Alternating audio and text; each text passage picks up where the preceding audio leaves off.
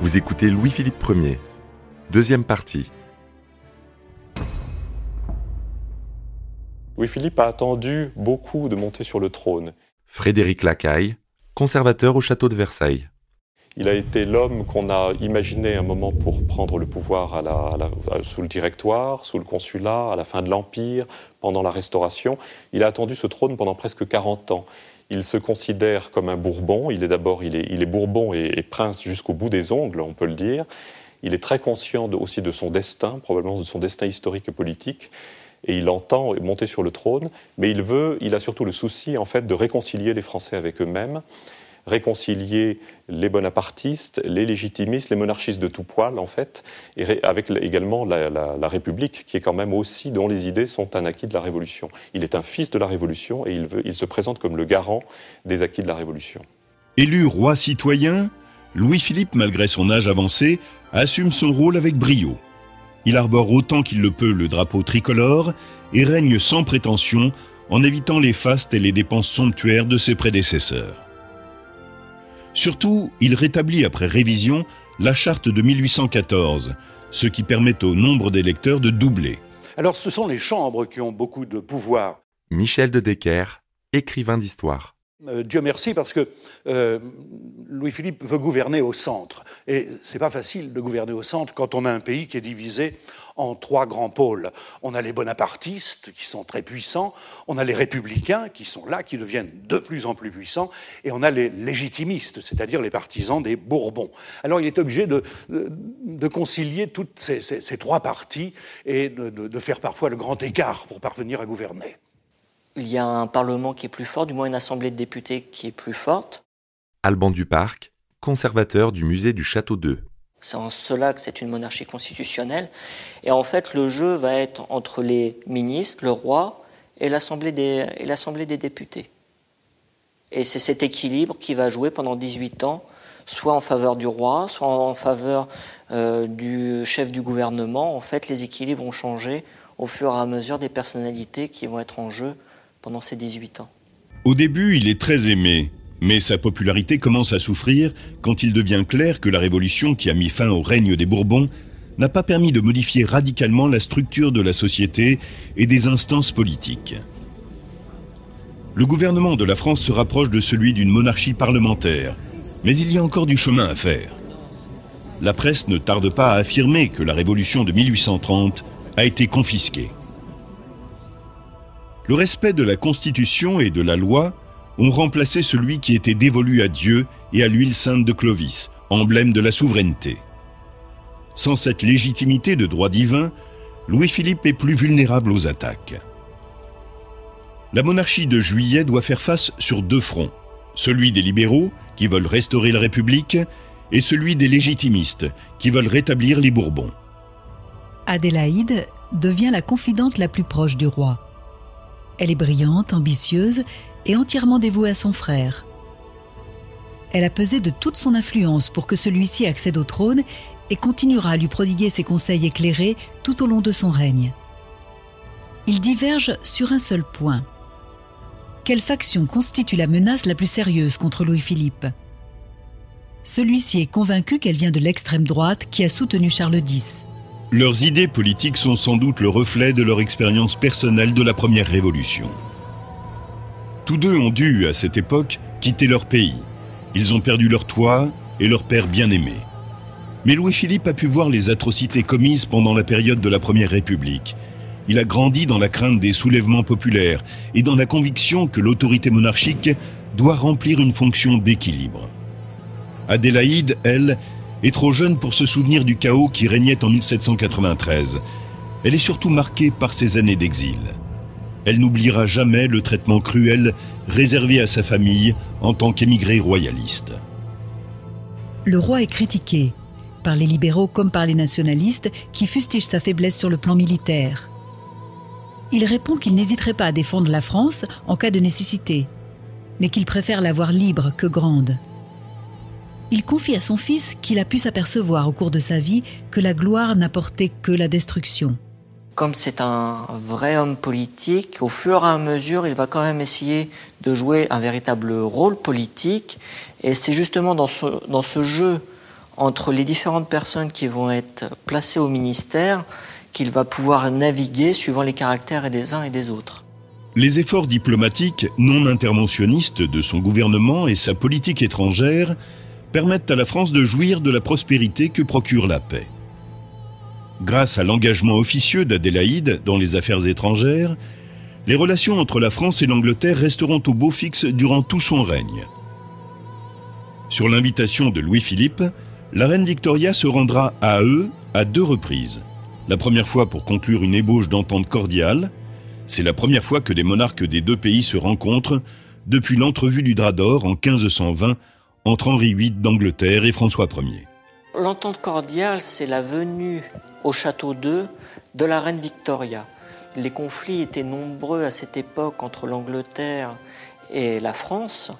Et la reine Victoria, qui vient plus dans un aspect de visite familiale, en fait, va venir avec ses ministres qui, eux, vont vraiment faire le travail diplomatique à eux par 2 fois en 1843 et en 1845 pour rendre visite à la famille royale française.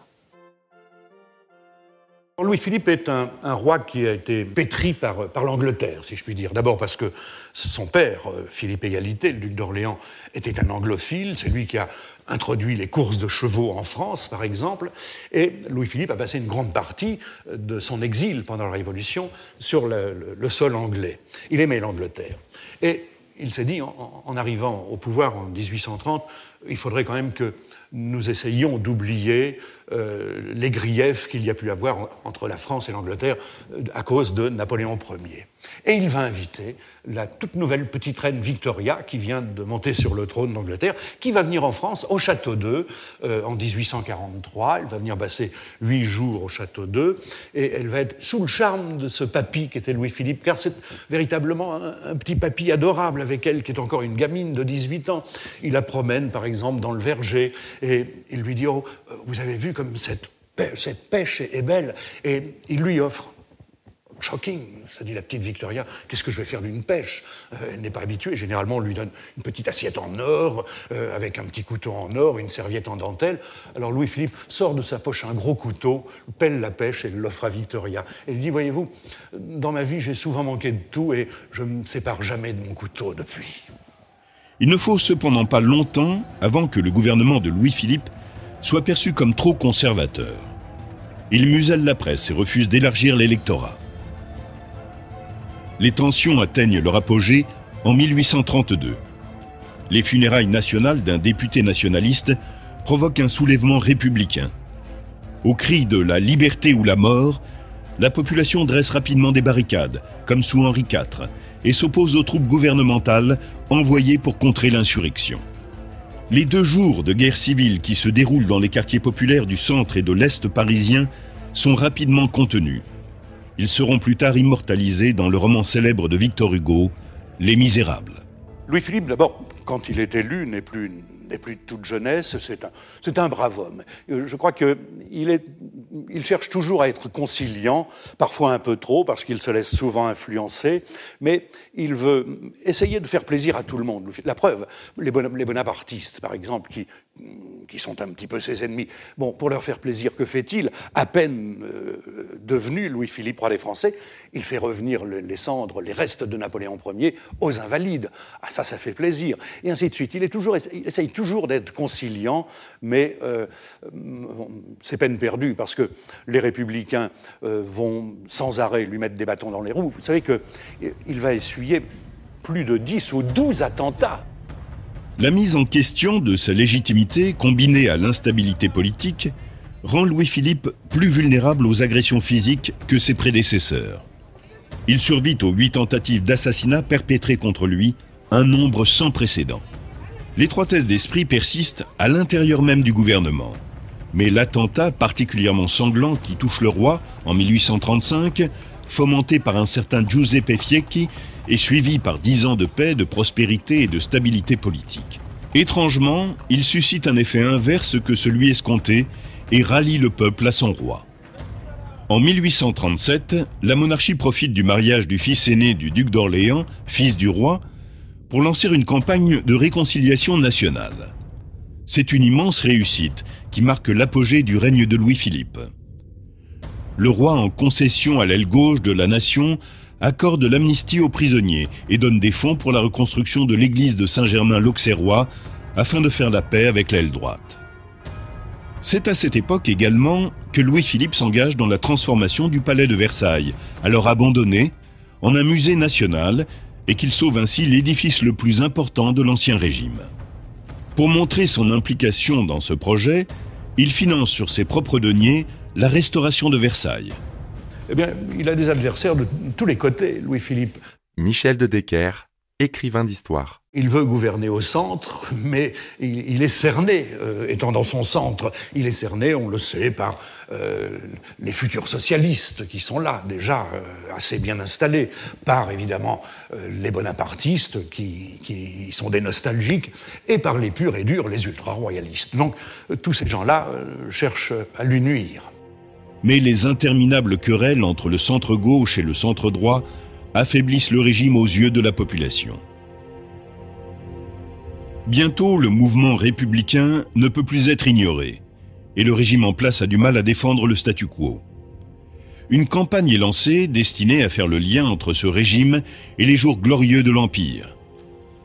La France demande à la Grande-Bretagne d'autoriser le retour des cendres de Napoléon Bonaparte. La foule s'étend le long des rues pour voir passer le cercueil de l'empereur, depuis la Seine jusqu'aux Champs-Élysées, avant qu'il repose en paix aux Invalides. Ce geste symbolique produit l'effet escompté. Le peuple est envahi par la fierté nationale. Mais le roi en tire certainement aussi une grande satisfaction sur le plan personnel. Durant 16 ans, il n'avait été qu'un réfugié, tandis que Napoléon dirigeait la France. Et maintenant, Napoléon était mort en exil, et lui, roi des Français, enterrait son rival. Louis-Philippe s'appuie sur les arts pour façonner l'opinion. Il commande plus de tableaux que tout autre gouvernement du XIXe siècle. Les portraits royaux s'éloignent de la tradition, renforçant ainsi son image de roi citoyen. Déjà, sous Napoléon, l'art avait été utilisé comme une forme de propagande. Le choix de sujets réalistes rompt avec le romantisme de l'époque et pose les fondations du réalisme français du XIXe siècle. L'hommage au grand général d'Austerlitz entraîne une brève flambée de bonapartisme qui alimente les espoirs du neveu de Napoléon, le prince Louis-Napoléon, le fils unique de l'empereur s'étant éteint en 1832. Dans le climat qui règne en France, Louis-Napoléon pense naïvement qu'il pourrait réussir un coup d'État. Mais la monarchie de Juillet est assez stable pour que son entreprise soit stoppée avant même d'avoir été mise en œuvre. Malgré toute la bonne volonté déployée, en 1840, la monarchie de Juillet est en complet décalage avec le peuple. Le ministère a connu des changements incessants et le conservatisme croissant du roi se reflète dans le nouveau remaniement de 1840. C'est à ce moment, quand même, que se lèvent les mouvements républicains véritablement. Alban Duparc, conservateur du musée du Château d'Eu. C'est vraiment à l'époque de la monarchie de Juillet où des gens comme Blanqui, notamment, vont se révéler. Alors, il y a Blanqui, qui est le symbole un petit peu le plus fort de ces mouvements républicains, les légitimistes, qui n'ont jamais avalé le fait que Louis-Philippe récupère, comme on disait dans le ruisseau, la couronne qui normalement était échue à Charles X. Et Charles X, quand il abdique, normalement, abdique en faveur de son petit-fils. Donc Louis-Philippe ne devait être qu'un régent. Donc les légitimistes ont eu du mal à avaler ça. Et on voit aussi émerger la personnalité du futur Napoléon III, qui par 2 fois va essayer de soulever des troupes, et ce qui finalement ce qui va lui arriver, c'est qu'il va se retrouver à la forteresse de Ham, dont il se libérera au bout de quelques années. Mais on voit vraiment que Louis-Philippe doit faire face à beaucoup de mouvements politiques différents. Le ministre des Affaires étrangères, François Guizot, recourt à la corruption pour vaincre l'opposition qui monte au sein de la Chambre. Pour la première fois, le Parlement est unifié. C'est un homme sérieux. Frédéric Lacaille, conservateur au château de Versailles. C'est un protestant un peu austère qui va essayer de ménager la chèvre et le chou il va essayer de concilier toutes les tendances politiques, de ménager la France par rapport à l'étranger, enfin les relations franco-anglaises en particulier, en essayant de prôner l'entente cordiale. Mais son régime, qui va être appelé le régime du juste milieu, c'est-à-dire celui qui ne prend parti ni d'un côté ni de l'autre, ne l'emportera pas. Et très vite, il s'enfermera un peu dans un immobilisme qui va entraîner la chute du régime en février 1848. Mais le fils aîné du roi, Ferdinand Philippe, décède subitement dans un accident de calèche. Ce prince charmant et intelligent était conscient du danger d'un système électoral très peu représentatif de la nation. En tant qu'héritier du trône, il représentait pour beaucoup l'espoir d'un avenir meilleur pour tous les Français et pour l'humanité en général. Sa disparition est une catastrophe. Le roi, terrassé par cette perte douloureuse, ne sera plus jamais tout à fait le même.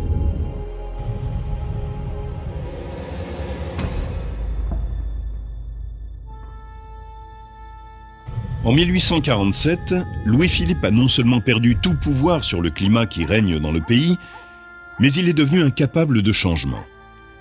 Confronté à d'importantes transformations sociales, économiques et démographiques, Louis-Philippe et son ministère refusent tout compromis sur la réforme électorale. Avec un parlement conservateur qui y est opposé, le roi justifie sa position en arguant qu'elle serait inconstitutionnelle. Mais c'est là que réside le problème. Comment un électorat aussi réduit peut-il représenter le peuple ? Les conditions de vie de la classe ouvrière se détériorent et l'écart entre les revenus se creuse de plus en plus. Le mécontentement de la population renforce les dirigeants du mouvement républicain. Le peuple est prêt à prendre la parole. Cela fait après tout 60 ans qu'il s'est proclamé libre pour la première fois à la prison de la Bastille et sur les marches de l'Hôtel de Ville. Mais le roi continue de penser que les élites traditionnelles protègent la nation de l'anarchie et qu'il est plus important de les ménager que d'accorder davantage de liberté au peuple. Il ignore les signaux d'alarme et refuse obstinément les réformes électorales. Son attitude a pour résultat de déclencher une autre révolution violente et la chute de la monarchie. Le 22 février 1848, Paris se dresse contre lui. Et le gouvernement perd le contrôle de la situation après une série d'erreurs militaires destinées à freiner l'opposition. Pour éviter toute effusion de sang, Louis-Philippe abdique.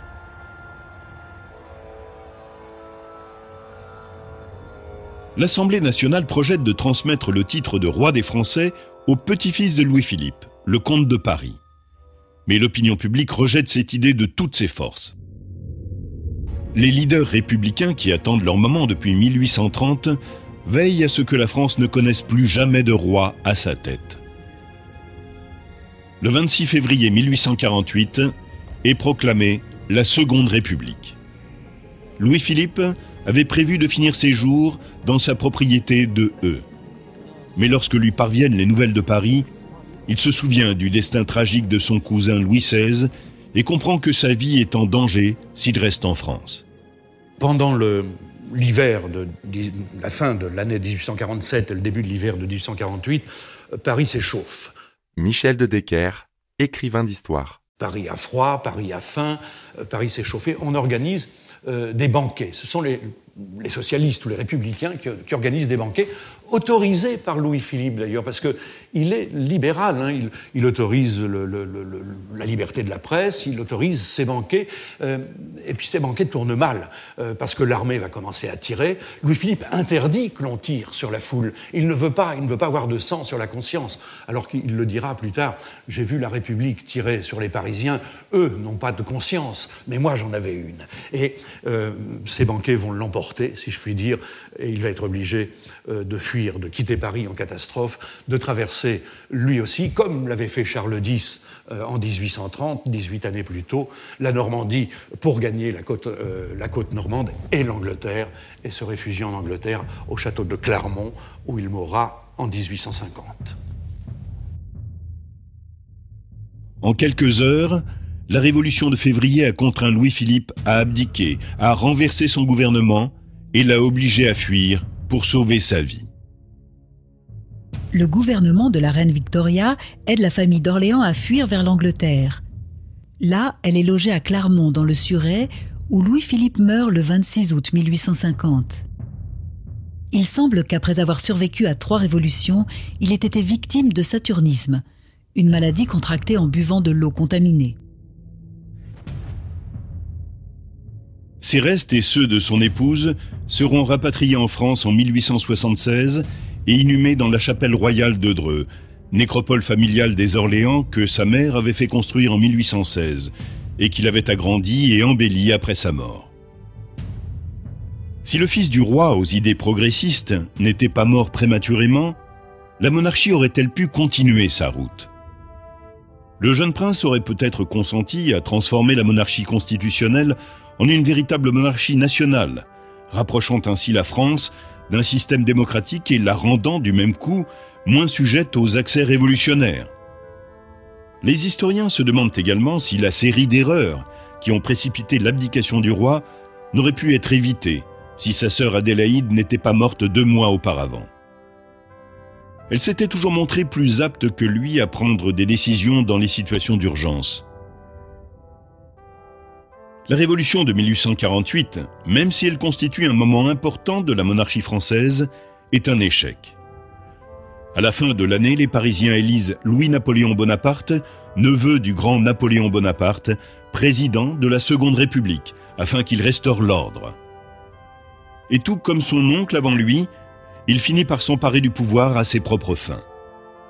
Il se proclame président à vie en 1851, puis en 1852, il met un terme à la Seconde République pour se proclamer empereur du Second Empire. Le règne de Louis-Philippe est également considéré comme un échec. Mais ne peut-on dire que ses réalisations ont tout simplement été ignorées ? Pour être modeste comparée à celles du grand Napoléon, ses réussites n'en sont pas moins éclatantes. La monarchie de Juillet est l'un des gouvernements qui a duré le plus longtemps après la chute de la Bastille. Elle a étendu les libertés du peuple français et lui a procuré 18 ans de paix et de relative prospérité.